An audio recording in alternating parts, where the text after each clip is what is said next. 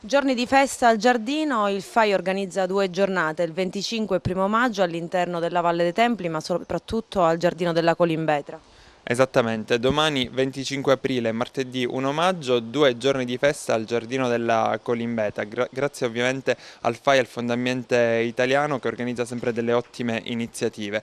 Domani e l'1 maggio, due appuntamenti importanti per trascorrere delle giornate con amici e familiari in un'atmosfera davvero paradisiaca al momento, anche perché c'è un odore di zagara buonissimo, il giardino è inebriato da questo odore.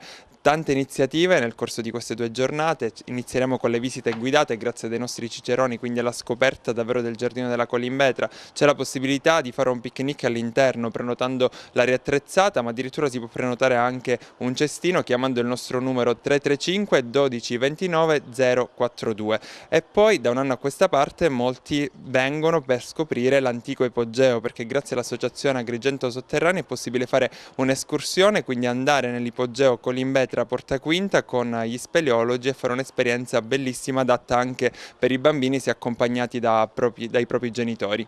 Qual è l'accesso più vicino per arrivare al giardino della Colimbetra?